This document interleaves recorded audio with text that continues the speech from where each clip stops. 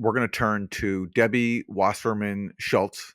Remember her? She was forced to resign as the chair of the DNC after the emails from the DNC, the leaked emails, showed that she was rigging the primaries against Bernie Right. Sanders. Yep. But that hasn't stopped her from keeping up the fight for democracy, representing Florida, and always being there for U.S. regime change efforts, and certainly there for representing Israel and Yes. defending everything Israel does. So, as part of that, she went on CNN to speak to fellow pro-Israel propagandist Dana Bash, and to push an outright lie where Debbie Wasserman Schultz claimed to have seen videos that don't, in fact, exist.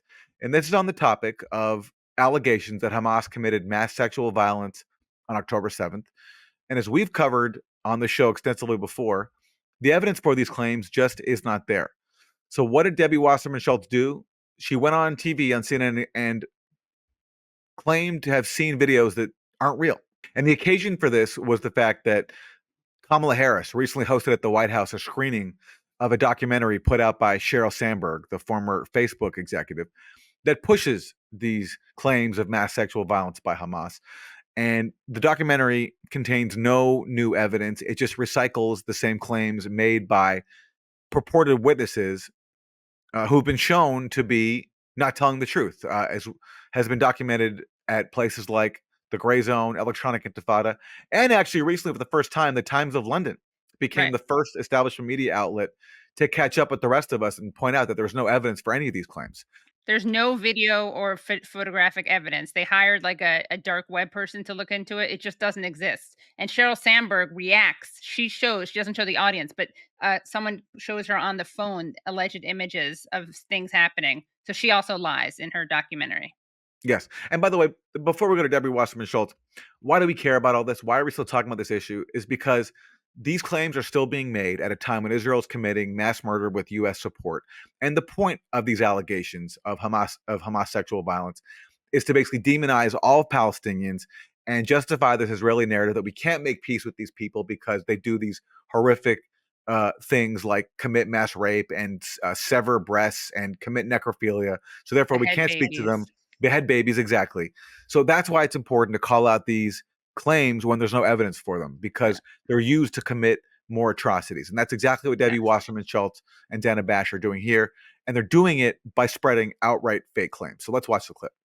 Using the White House's platform to make sure that the world knows that Hamas used sexual violence and continues to use it as a weapon of war is violating women, Israeli women. And I hosted a forum with the second gentleman on Capitol Hill a few months ago, and the Israeli police came and showed us videos that were taken by Hamas terrorists themselves, engaging in the kind of sexual violence that Cheryl's film shows, cutting off the breasts while raping their victims, and firsthand accounts from first responders, as well as others and Israelis who were hiding from Hamas terrorists. Okay, so she's outright lying there. She claims that she's seen videos from Israeli police taken by Hamas of Hamas members cutting off a woman's breast. No such video exists. Doesn't exist. Right. Israeli police have confirmed that. That is now well established. So Debbie Wasserman Schultz is outright fabricating a claim. All there is when it comes to these claims of Hamas sexual violence are the accounts of people who claim to be witnesses. But as has been documented extensively, so many of these witnesses have been shown to be liars, including the so-called first responders who she cites there from a group called Zaka, who also spread the beheaded babies claims.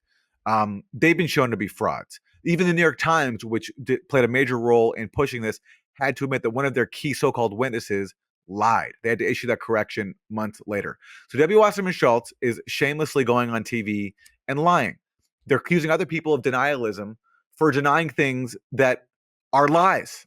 And Right. of course, Dana Bash is giving her a free pass to do that.